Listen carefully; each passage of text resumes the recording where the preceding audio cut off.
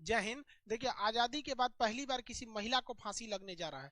फांसी देने की क्या प्रक्रिया होती है, राष्ट्रपति के पास किस तरह से क्षमादान किया जाता है, राष्ट्रपति किसके मतलब सलाह के आधार पर क्षमादान करते हैं और कितने प्रकार से क्षमादान होता है, इसको हम समझते हैं। अभी जो हालिया घटना हुई है शबनम का, वो उत्तर प्रदेश के अमरोहा जिला का एक मामला है। 15 अप्रैल 2008 को एक बहुत ही संपन्न घर की लड़की थी जिसका नाम था शबनम। वो अपने इकलौती लड़की थी, उसके पिताजी एक शिक्षक थे। उन्होंने बहुत नाजों से, जिस तरह से हर माँ बाप अपनी बेटी को पालते हैं, वैसे उन्होंने पाला था। उन्होंने अपनी बेटी को पढ़ा लिखा के एमए कराया था। लेकिन उस शबनम को अपने ही गांव में एक लड़के से प्रेम हो गया जो 8वीं फेल था, जिससे मिलने जुलने से शबनम के घर वाले ऐतराज जताते थे।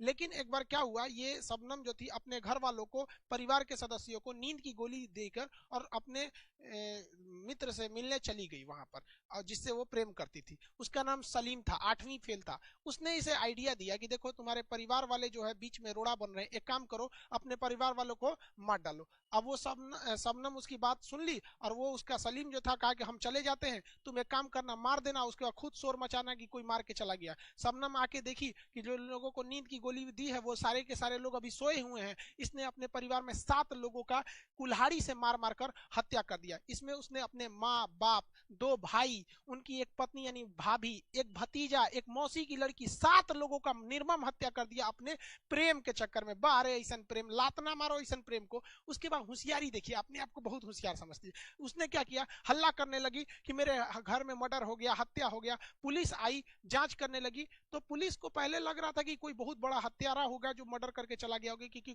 कोई भी एक महिला इतने निर्मम हत्या नहीं कर सकती है। लेकिन बाद में जब जांच हुआ शबनम का, तो शबनम प्रेग्नेंट निकली। अब शबनम की शादी नहीं हुई थी, प्रेग्नेंट निकली, तो सीधा बात चला जाता है। बाद में शबनम ने खुद ही कबूल कर लिया कि उसने अपने बॉयफ्रेंड के बहकावे में आके मतलब उसने ऐसी हत्या किया है। शबनम का अभी एक बेटा भी है जो सलीम का, ये मतलब ताज उसका वर्तमान नाम है। इतने जघन्य अपराध होने के बाद district court, high court, supreme court ने सभी ने शबनम को फांसी की सजा सुनाया। शबनम के वकील राष्ट्रपति के पास मर्सी अपील यानी अनुच्छेद 72 का प्रयोग करते हुए दया याचिका के लिए गए थे, किंतु राष्ट्रपति ने भी उसकी दया याचिका को खारिज कर दिया। हालांकि शबनम का छोटा बेटा ताज, उसने राष्ट्रपति से गुहार लगाई कि उसकी मां को मत फांसी दीजिए, क्योंकि उसके ऊपर से वो मतलब एक मां का साया उठ जाएगा। लेकिन भाई जघन्य अपराध करेंगे, आपको छोड़ने का मतलब समाज में एक गलत संदेश जाएगा। तो शबनम को मथुरा जेल में फांसी देने की पूरी तैयारी हो चुकी है। फांसी देने वाला रस्सी बक्सर से आता है। फांसी देने से पहले उतने ही वजन का पत्थर को एक बोरे में रख के लटकाया जाता है, जिससे कि पूरी तरह से रिहर्सल हो। पवन जल्लाद जो निर्भया के दोषियों को फांसी दिए थे, वो भी पहले से मथुरा जेल तक पहुंच चुके हैं। अभी मथुरा जेल को प्रशासन को केवल डेथ वारंट का इंतजार है। जैसे ही डेथ वारंट आएगा, भारत की पहली महिला शबनम को फांसी लटका दिया जाएगा। अब ये जो मर्सी अपील होती है, इसे किया कैसे जाता है, इसे समझते हैं हम लोग। हमारे संविधान का अनुच्छेद 72 जो होता है, वो राष्ट्रपति को यह पावर देता है कि वो क्षमादान कर सकते हैं। लेकिन यह क्षमादान जो होती है वो टोटली गृह मंत्रालय के अंडर में होती है। एग्जाम में ये क्वेश्चन याद रखिएगा, होम मिनिस्ट्री इसमें महत्वपूर्ण भूमिका निभाती है। यह क्षमादान 5 तरीके से होता है। अगर आप यूपीएससी या फिर